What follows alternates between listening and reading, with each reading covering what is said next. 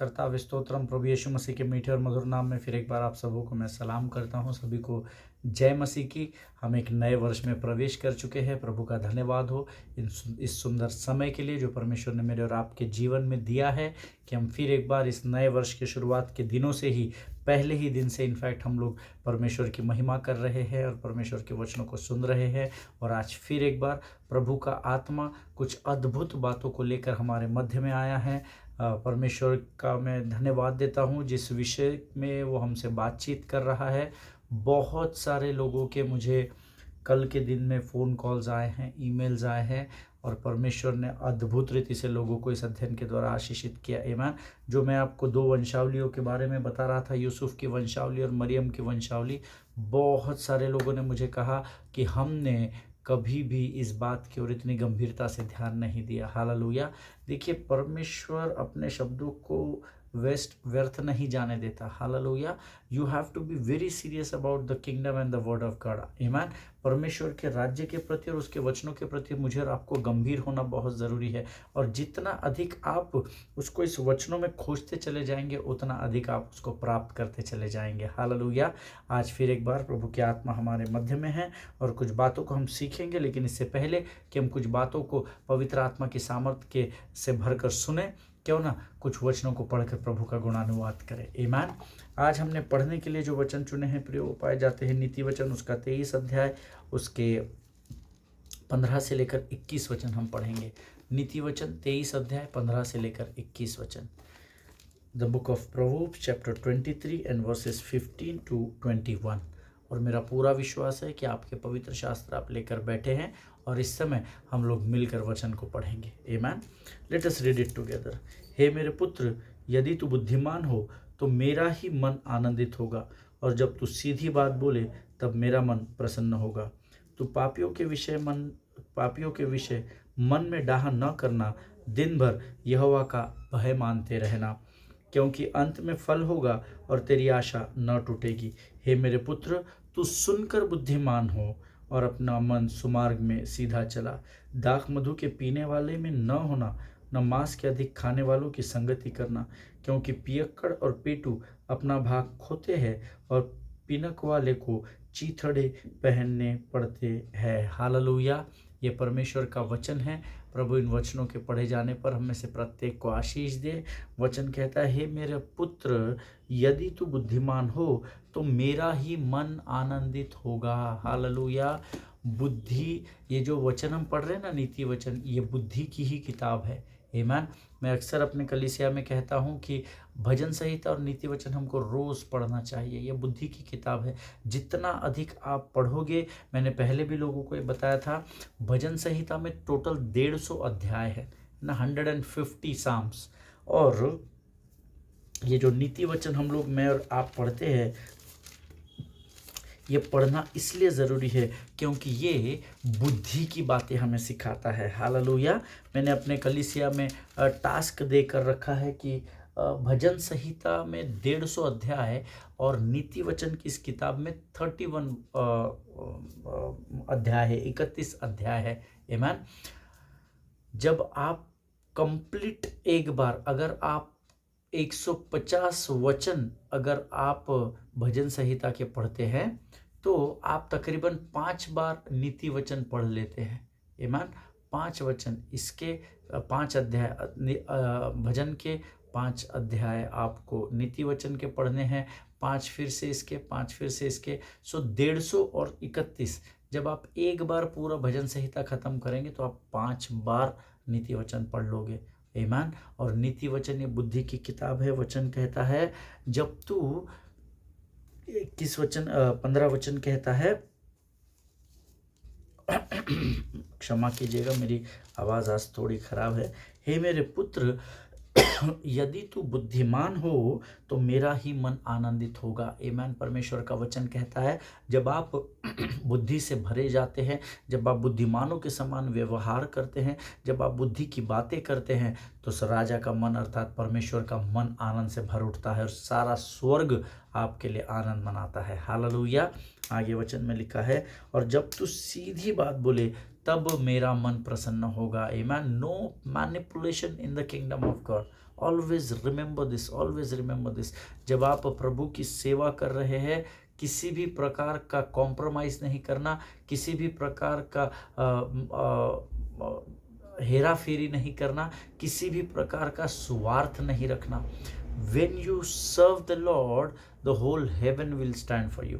Amen. जब आप परमेश्वर के राज्य की सेवा में बढ़ते हैं तो सारा स्वर्ग आपके साथ खड़ा हो जाता है। हालेलुया। वचन कहता है जब तू सीधी बात बोले तब मेरा मन प्रसन्न होगा। हालेलुया। दो बातें, जब तू बुद्धिमान होगा तो परमेश्वर का मन आनंदित होगा, और जब तू सीधी बात बोलेगा तो परमेश्वर का मन प्रसन्न होगा, ऐसा लिखा है। हालेलुया। सीधी बात बोलना है, वचन में लिखा है, ना तो तू वचन में कुछ बढ़ाना, ना तो इसमें कुछ कम करना। वचन जैसा है तू वैसा ही बताना। जब प्रकाशन में तुझे दूंगा, जो सेंत में पाता है वो सेंत में कलीसिया तक पहुंचाना। हालेलुया।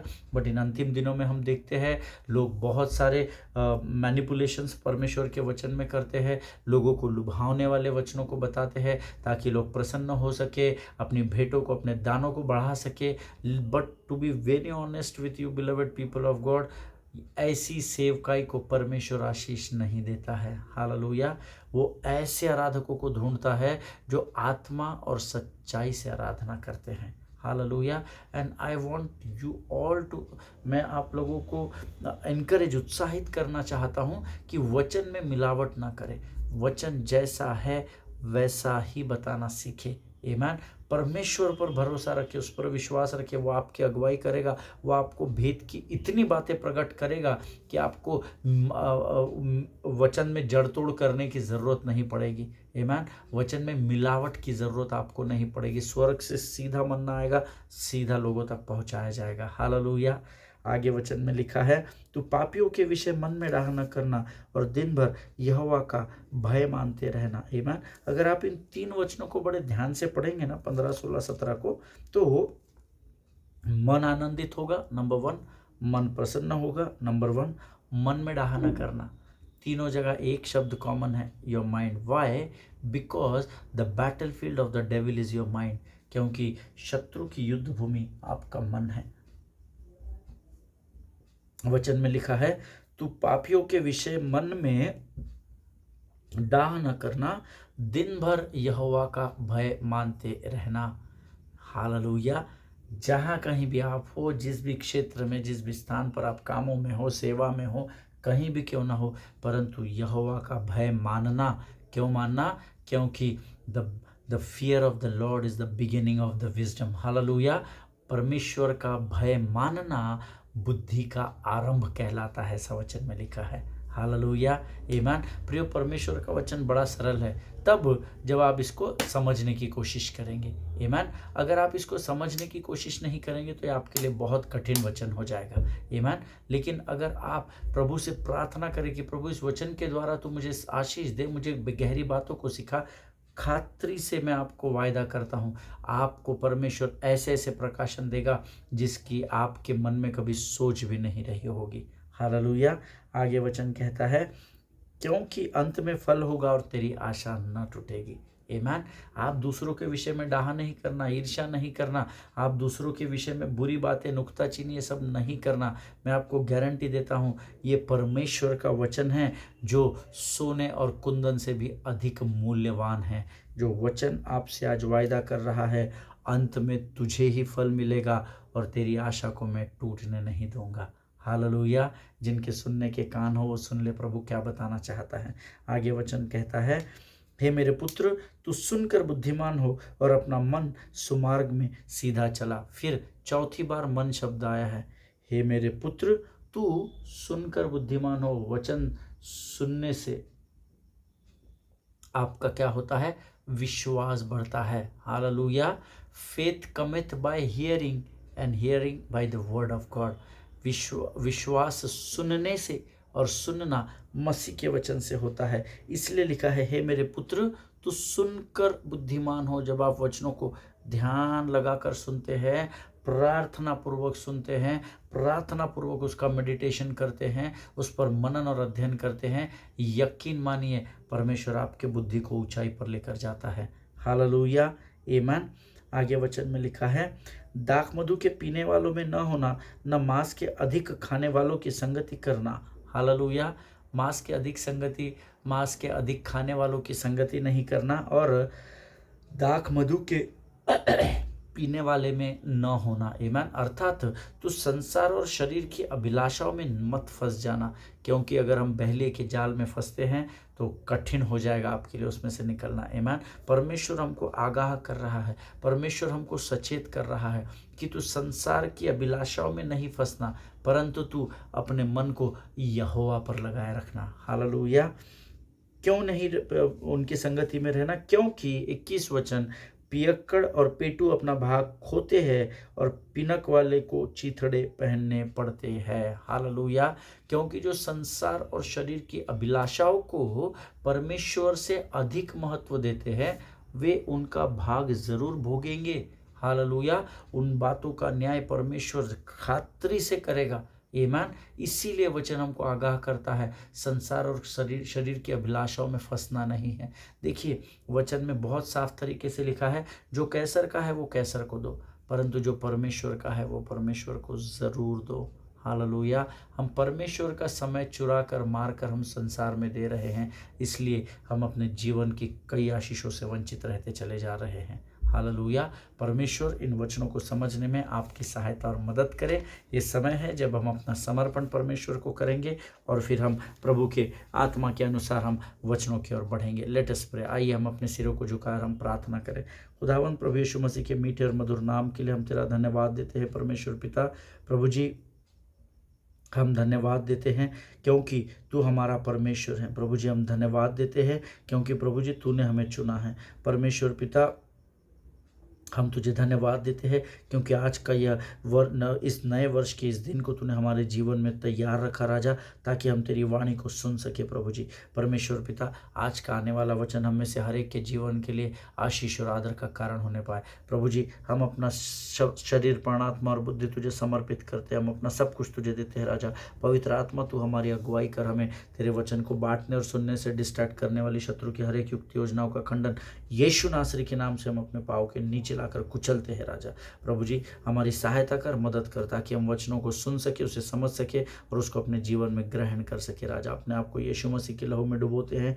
इस प्रार्थना को तूने स्वीकार किया, ऐसा विश्वास करते और विनती को धन्यवाद के साथ यीशु नासरी के मीठे और पवित्र नाम में मांगते हैं। सुनिए और बड़ी दया से ग्रहण करें। आमीन, आमीन।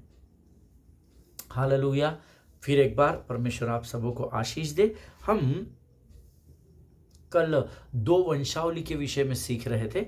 ये यूसुफ की वंशावली को हमने सीखा, जिसके द्वारा मैंने आपको ये प्रमाणित कर दिया कि किस प्रकार से यूसुफ जो था वो लीगली, कानूनी तौर पर यीशु मसीह का पिता कहलाया। आमीन। वो कल हमने अब्राहम की हमने यूसुफ की वंशावली में देखा। And yesterday I told you कि भविष्यवाणी के अनुसार बायोलॉजिकली, जैविक, शारीरिक शरीर के रूप में भी दाऊद के ही वंशावली से यीशु मसीह का होना जरूरी था। ये भविष्यवाणी थी कि मसीहा जो आएगा वो legally and biologically he will be coming from the lineage of David. आमीन। वो दाऊद की वंशावली से होकर आएगा। और कल मैंने आपसे कुछ बातें बताई थी और मेरा प्रभु का मैं धन्यवाद देता हूँ कि बहुत सारे लोगों को कल परमेश्वर ने आशीष दी। कल हमने देखा कि किस प्रकार से एक अद्भुत मनुष्य के सोच और विचार से अधिक मजबूत एक योजना परमेश्वर ने बनाई। और यूसुफ और मरियम जो एक ही वंशावली से आते हैं, उनको बड़े अद्भुत रीति से मुलाकात हुई, उनमें प्रेम हुआ, उनकी मंगनी हुई और उसके आगे एक जगह बात रुक गई उनकी सगाई होने के बाद, जो हमने कल मीका रचित सुसमाचार उसके दूसरे अध्याय उसके 5वें वचन में पढ़ी थी। हे बेतलेहम एफ्राता, सब लोग निकालेंगे द बुक ऑफ मीका की पुस्तक उसका दूसरा अध्याय उसका 5वां वचन। हे बेतलेहम एफ्राता, यदि तू ऐसा छोटा है कि यहूदा के हजारों में गिना नहीं जाता, तो भी तुझमें से मेरे लिए एक पुरुष निकलेगा जो इजराइलियों में प्रभुता करने वाला होगा, और उसका निकलना प्राचीन काल से वरन अनादिकाल से होता आया है। पुराने नियम में कई बार ये भविष्यवाणियां हुई है कि मसीहा आने वाला है, मसीहा दाऊद के वंश से आने वाला है, मसीहा यरूशलेम से होने वाला है, मसीहा बेतलेहम से होने वाला है, मसीहा इज़राइल में होने वाला है। और ये बहुत बार ये भविष्यवाणियां पुराने नियमों में हुई है। लेकिन जब मैं इस मीका 2:5 को पढ़ रहा था, वचन कहता है इस अध्ययन के अनुसार मसीहा का जन्म बेतलेहम में होना जरूरी था, क्योंकि ये भविष्यवाणी थी। हालेलुया। और इसीलिए परमेश्वर ने केवल यूसुफ और मरियम, जो एक ही लाइन से आते हैं, केवल उन्हें ही एक नहीं किया, लेकिन परमेश्वर ने इस भविष्यवाणी को पूरा करने के लिए उन्हें एक समय में बराबर एक स्थान में लेकर आया। और उन दिनों परमेश्वर ने इस भविष्यवाणी के पूरे होने की एक अद्भुत योजना बनाई, जिसका वर्णन लूका रचित सुसमाचार उसके 2 अध्याय के 1 से 4 वचनों में लिखा है। आमीन। देखिए, मीका 2:5 में तो हमने देख लिया कि हे बेतलेहम में प्राता, यानी यीशु मसीह बेतलेहम से में पैदा होगा, ये भविष्यवाणी ऑलरेडी पुराने नियम में कर दी गई थी। आमीन। लेकिन परमेश्वर ने एक ही समय में मरियम और यूसुफ को बेतलेहम में लाने का एक अद्भुत प्लान किया था, जो नए नियम में हम पढ़ते हैं लूका की पुस्तक में उसके 2 अध्याय के 1 से लेकर 4 वचनों में हम पढ़ते हैं। सब लोग निकाल लेंगे, और जितने लोग इस समय अध्ययन को सुन रहे हैं, सीखने का प्रयत्न कर रहे हैं, वो सब लोग इस वचन को निकाल लेंगे। और मैं चाहता हूं हम सब लोग एक मन एक चित्त होकर इन वचनों को पढ़ेंगे। The gospel of Luke chapter 2 versus 1 to 4। उन दिनों में अगस्तस कैसर की एक ओर से आज्ञा निकली कि सारे जगत के लोगों के नाम लिखे जाए। यह पहली नाम लिखाई उस समय हुई जब क्विरिनियुस सीरिया का हाकिम था। ये वचन पढ़ रहे हैं हम लोग, सब गंभीरता से पढ़ेंगे। सब लोग नाम लिखवाने के लिए अपने अपने नगर को गए, आए नहीं लिखा है, गए। अतः यूसुफ भी इसीलिए कि वह दाऊद के घराने और वंश का था, जो लीगली हमने यह कल सीखा था। अतः यूसुफ भी इसीलिए कि वह दाऊद के घराने और वंश का था, गलील के नासरत नगर से यहूदिया में दाऊद के नगर बेतलेहम को गया। हालेलुया। अर्थात यूसुफ पहले से बेतलेहम में नहीं था। हालेलुया। अगस्तुस कैसर ने जो आज्ञा निकाली, जो फर्स्ट सेंसस काउंटिंग है ना, जो पहली बार लिखाई हुई कि कौन कौन से देश में रहता है, किसका घर नंबर, मकान नंबर, वो सारे डिटेल्स देने की आज्ञा निकली। और यूसुफ जो नासरत में रहता था, गलील के नासरत नगर में से निकलकर वो यहूदिया में दाऊद के नगर बेतलेहम को गया, ऐसा वचन में लिखा है। हालेलुया। सो इन वचनों को जो हमने पढ़ा, ये बात इस बात का प्रमाण देती है कि यूसुफ एक नगर से निकलकर, नासरत से निकलकर बेतलेहम को गया था। आमीन।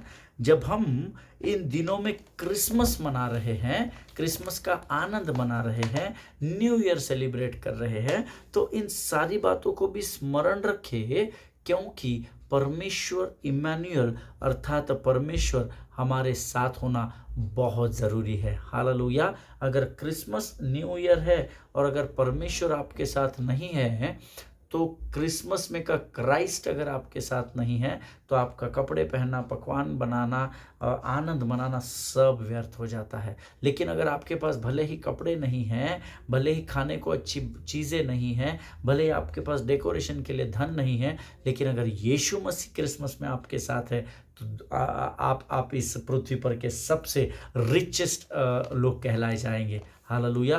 You will be the richest people of this world if you don't have any luxury with you, but if you have Christ with you. Hallelujah. Amen.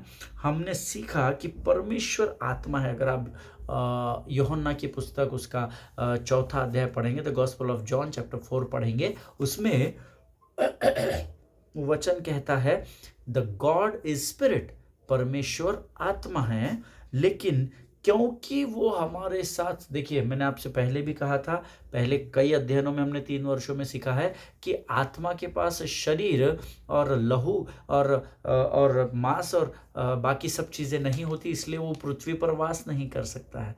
आमीन। इसीलिए जब लूसीफर और उसकी सेना को पृथ्वी पर पटक दिया परमेश्वर ने, तो वो यहाँ सर्वाइव नहीं कर सके, क्योंकि पृथ्वी का नियम था कि शरीर होना ज़रूरी है। इसीलिए वो दूसरे आकाश में भाग गए, उन्होंने वहाँ अपना डेरा जमा लिया। आमीन। सो वचन कहता है परमेश्वर आत्मा है, लेकिन वो उसने हमसे इतना अधिक प्रेम किया है कि वो चाहता था कि हमारे साथ संगति करे। इसीलिए क्रिसमस के दिन वो इम्मानुएल बनकर हमारे जीवन में आया। हालेलुया। क्रिसमस के दिन चरने में एक बालक जन्मा, वो और कोई नहीं था, पर वो इम्मानुएल परमेश्वर यीशु नासरी ही था। हालेलुया। आमीन। He came on earth in the form of flesh to feel us. आमीन। वो इस पृथ्वी पर शरीर का रूप धारण करके आया ताकि वो हमें महसूस कर सके। हालेलुया। और इसीलिए शास्त्र कहता है, जब अब्राहम अपने बेटे इसहाक को बलिदान करने ही वाला था, तो प्रभु ने कहा, मैं जान गया हूं कि तू अब मेरा भय मानता है। हालेलुया। आप सोचेंगे पास साहब, ये क्रिसमस में बीच में अब्राहम इसहाक कहाँ घुस गए, मोरिया पर्वत कहाँ आ गया, बलिदान कहाँ आ गया? वचन कहता है इसहाक को जब बलिदान करने के लिए उसने छुरा उठाया, परमेश्वर ने कहा कि हे अब्राहम, मैं जान गया हूं कि तू मेरा भय मानता है। Amen. In another words, if I have to teach you about this, he says, because now I know what it feels like to be chosen above your own son, and I like how that feels. Hallelujah. वो Abraham से यहाँ पर ये कह रहा है कि अब तुझे शायद समझ में आया होगा कि अपने पुत्र को बलिदान करने की कीमत क्या होती है। हालेलुया।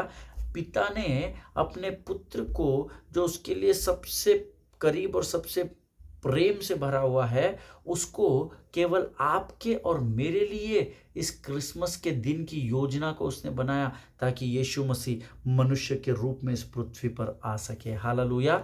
आप इमेजिन कीजिए, अगर आपको बच्चे हैं तो क्या आप उस बड़े बलिदान को कर सकते हैं क्या? इमेजिन करना, कभी बैठ के बाइबल पढ़ना बहुत अच्छा लगता है, अब्राहम की गवाही देना बहुत अच्छा लगता है, लेकिन सोचना, एक पिता ने अपने पुत्र को दे दिया और एक पिता अपने पुत्र को बलिदान करने के लिए छुरी उठा लिया, बहुत कठिन है। बट क्योंकि परमेश्वर आपसे इतना प्रेम करता है कि उसने अपना इकलौता पुत्र शरीर के रूप में क्रिसमस के दिन आपको और मुझे दे दिया। हालेलुया।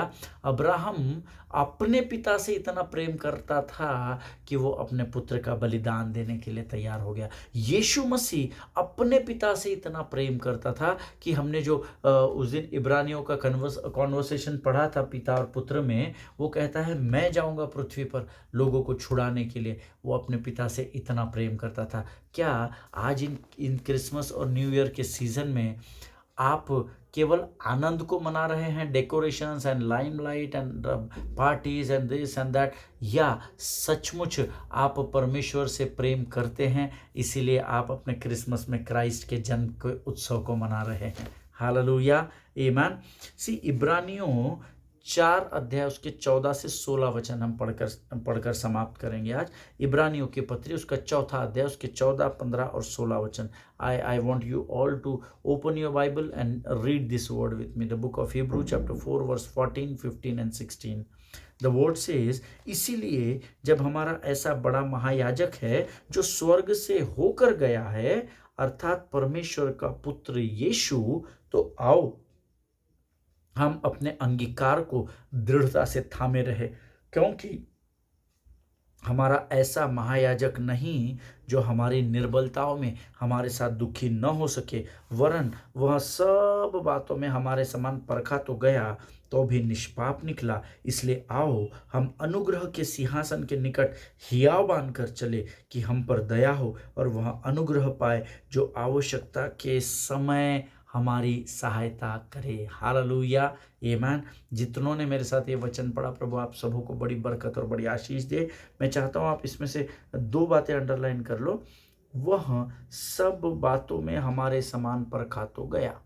आमीन। ये एक बात को आप अंडरलाइन करें। दूसरा, वह अनुग्रह पाए जो आवश्यकता के समय हमारी सहायता करे। हालेलुया। परमेश्वर इन वचनों के समझने में आपकी सहायता और मदद करे। मैं प्रभु से रोज प्रार्थना करता हूँ कि प्रभु जो वचन तू मुझे देता है, मुझे इतनी सामर्थ, समझ, बुद्धि और ज्ञान दे कि मैं अपनी कलीसिया के लोगों तक या जो लोग मुझे सुनते हैं उन तक इन वचनों को सरलता से पहुंचा सकूं। आमीन। ताकि आपको वचनों को सुनने और समझने में कठिनाई न हो। हालेलुया। परमेश्वर रोज हमसे वचन के द्वारा बातचीत करता है, लेकिन ये निर्भर करता है कि आप उसको रिसीव किस हृदय के साथ करते हैं। क्या आप वचन के प्रति गंभीर है? वचन के प्रति गंभीर होना ही परमेश्वर के प्रति गंभीर होना होता है, क्योंकि God is word, the word is God. आमीन। वचन ही परमेश्वर है और परमेश्वर ही वचन है। हालेलुया। परमेश्वर इन बातों के द्वारा आपको बड़ी बरकत और बड़ी आशीष दे। आइए इस समय हम अपनी आंखों को बंद करेंगे और हम परमेश्वर को इन वचनों के लिए धन्यवाद का बलिदान चढ़ाएं। आइए हम प्रार्थना करें। खुदावंद प्रभु यीशु मसीह के मीठे और मधुर नाम के लिए धन्यवाद देते हैं राजा। प्रभु जी, प्रार्थना करते हैं आज के इन वचनों के लिए। प्रभु, तूने इन वचनों के द्वारा हमसे बातचीत की, हम तेरा धन्यवाद देते हैं राजा। अद्भुत योजना को तू बनाने वाला अद्भुत और पराक्रमी परमेश्वर है। हमारे विनती और विचारों से ऊपर कार्य करने वाला तू महान परमेश्वर है। हम तेरा धन्यवाद देते हैं प्रभु जी। आज जो वचन तूने हमें सिखाया राजा, वे हमारे जीवन के अंत तक हमारे साथ बने रहे। ऐसी प्रार्थना में यीशु नासरी के नाम से करते हैं राजा। सारी बातों में महिमा तुझको देते हैं। अपने आप को यीशु मसीह के लहू में सुरक्षित करते हैं। इस नए वर्ष को तूने हमें दिखाया, हम फिर एक बार तेरा धन्यवाद देते हैं। सारी बातों में महिमा तुझको देते हैं। आगे के संपूर्ण समय को तुझे सौंपते हुए इस विनती को धन्यवाद के साथ हमारे उद्धारकर्ता जीवित परमेश्वर यीशु नासरी के मीठे और पवित्र नाम में मांगते हैं। प्रभु सुनिए और बड़ी दया से ग्रहण करें। आमीन। हालेलुया। परमेश्वर आज के अध्ययन के द्वारा आपको बड़ी बरकत और बड़ी आशीष दे। हम कल एक बार फिर इसी विषय में और गहराई में प्रभु हमको लेकर जाएगा। इस विश्वास के साथ आज यहाँ से विदा लेंगे। एक दूसरे के लिए प्रार्थना करते रहे। अपने पासबानों के लिए, उनके परिवारों के लिए ज़रूर प्रार्थना करें। इज़राइल को अपनी प्रार्थना में स्मरण रखें। कल हम एक बार फिर मिलेंगे। सभी को जय मसीह की। God bless you all.